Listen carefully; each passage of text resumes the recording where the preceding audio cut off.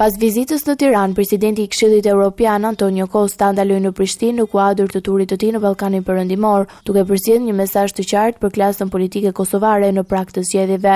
Që qëndrimit në Kosovë, Costa u takua me ushtruesin e detyrës së presidentes Albulena Haxhiu, kryeministrin në detyrë Albin Kurti, si dhe drejtues të partive opozitare. Në deklaratën e tij, pas takimeve, zyrtari I lartë evropian riafirmoi mbështetjen e Bashkimit Evropian për Kosovën, por theksoi se partneriteti me Brukselin shoqërohet edhe me përgjegjësi konkrete. Partneriteti ynë vjen me përgjegjësi. I kam inkurajuar liderët politik që ta vendosin integrimin në BE si prioritet për të ndarjeve politike dhe të punojmë së bashku drejt këtij qëllimi të përbashkët, u shpreh Costa.